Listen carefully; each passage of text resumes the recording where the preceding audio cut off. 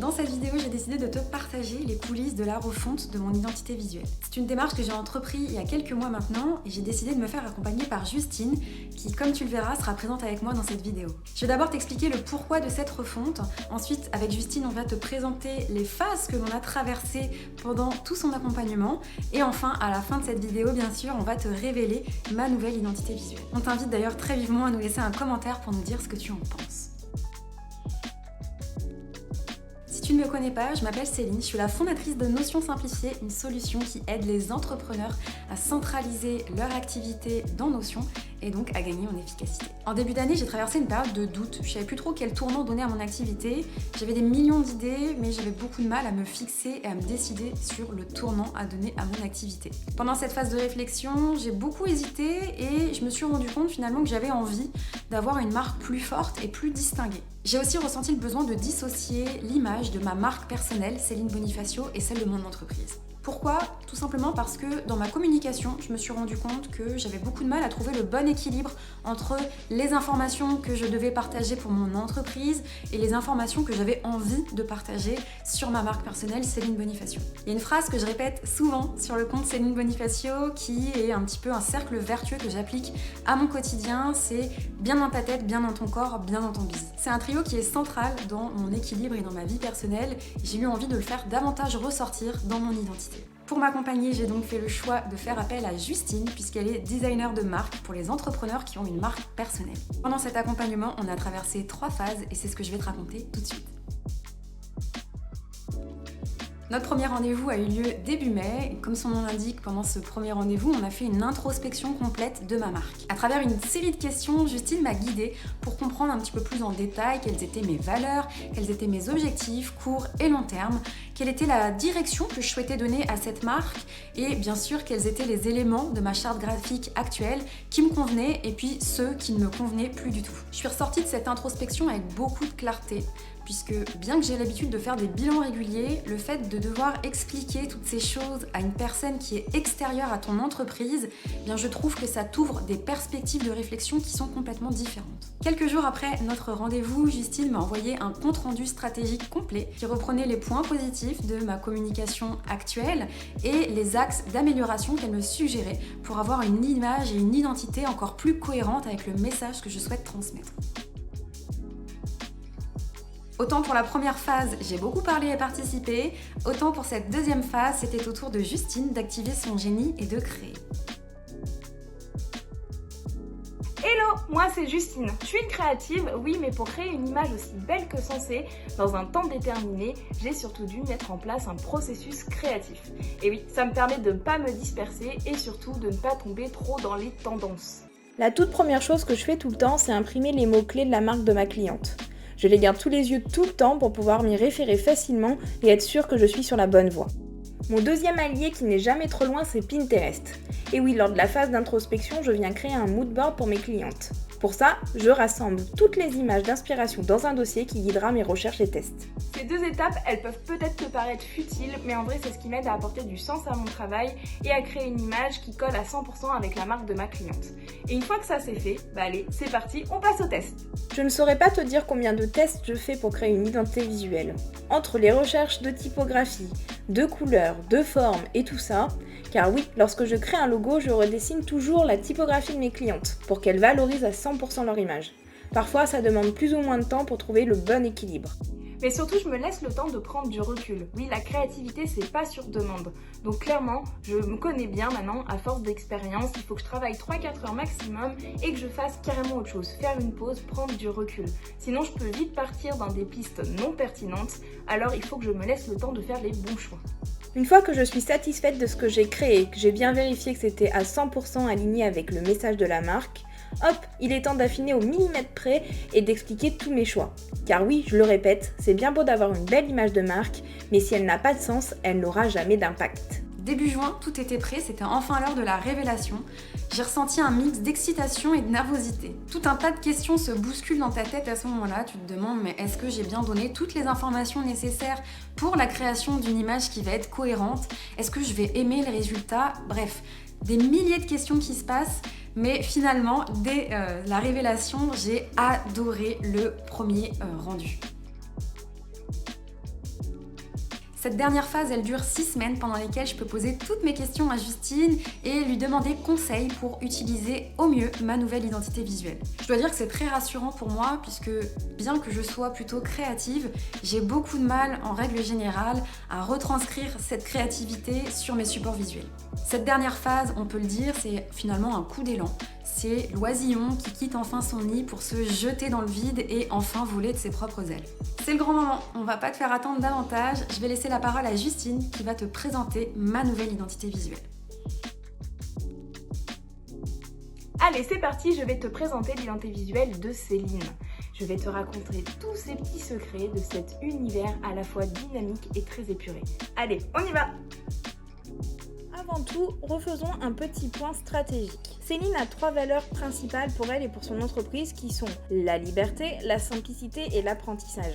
C'est très important pour elle, donc ce sont les choses à valoriser principalement dans son image de marque mais aussi dans toute sa marque. Pour ça, on a décidé de créer un logo minimaliste mais avec sa touche d'originalité et de fantaisie, un univers féminin et raffiné mais pas girly, attention, et de s'inspirer aussi des paysages portugais. C'est pour ça que du coup, comme vous le voyez, on s'est inspiré justement des couleurs des paysages portugais, des couleurs très vives comme un jaune, du corail et un bleu beaucoup plus dynamique. Donc ça vient créer une partie de notre palette de couleurs, mais on a aussi une palette de couleurs beaucoup plus neutre que je vous présenterai par la suite. Et comme vous le voyez, là nous sommes dans un univers quand même très minimaliste. Nous ne sommes pas dans un logo avec des froufrous, des tralala, mais quelque chose de très simple. Pareil dans cet univers, une typographie simple mais quand même travaillée avec une petite touche d'originalité et même des pictogrammes dans la simplicité.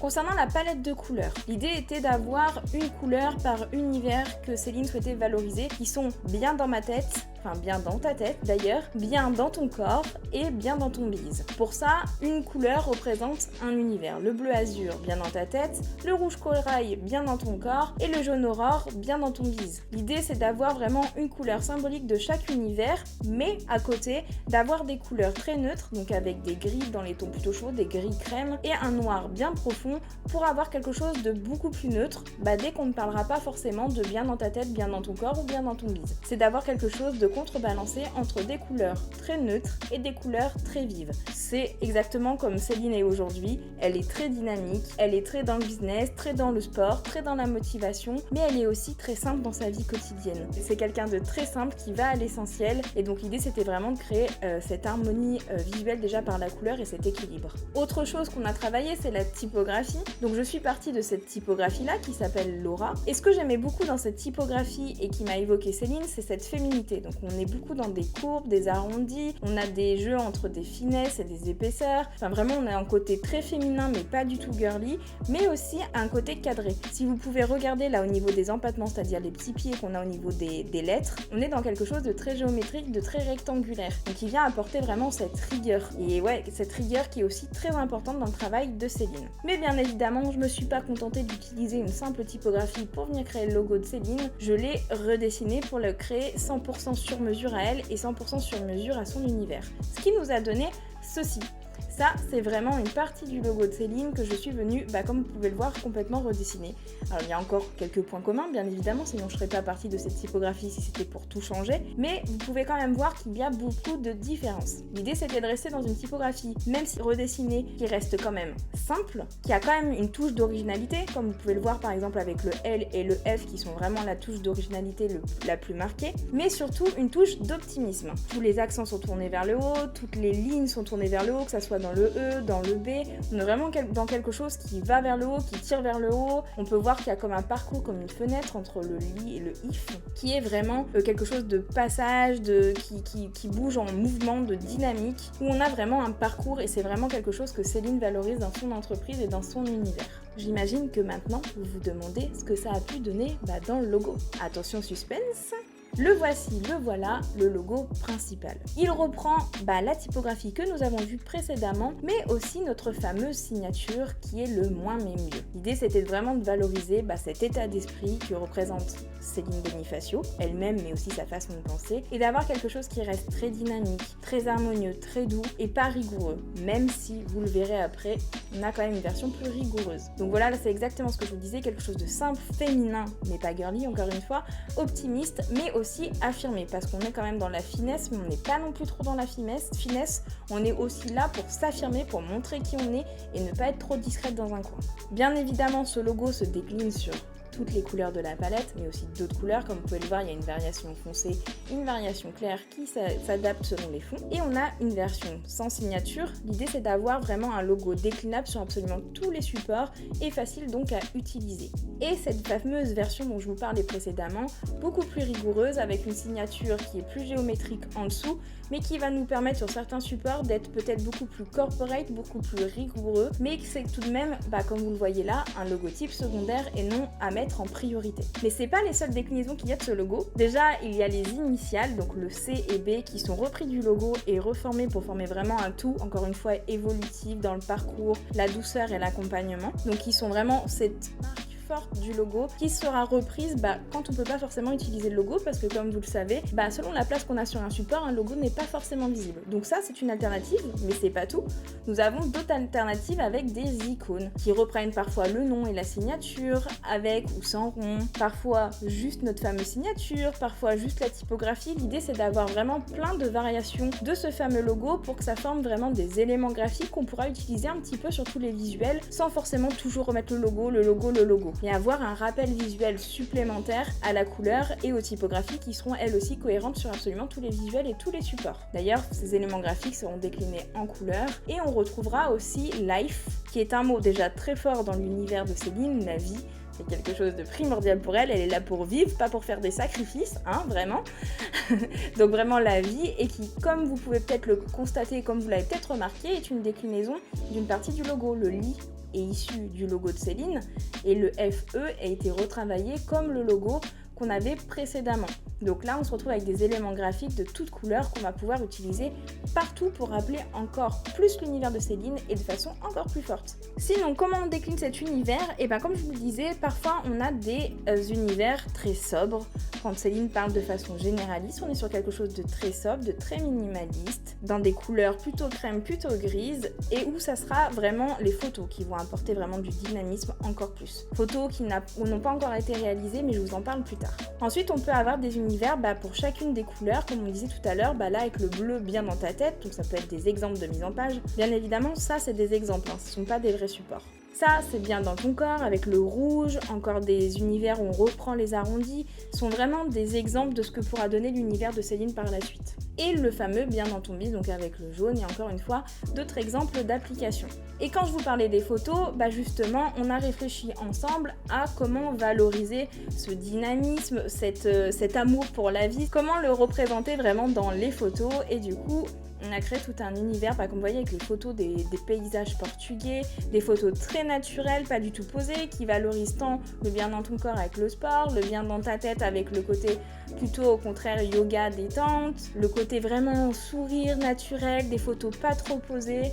Voilà, un univers vraiment 100% qui se veut 100% cohérent jusqu'à la photo et même jusqu'au filtre photo, comme vous pouvez le voir, je lui ai même fourni un filtre pour harmoniser toutes ces photos.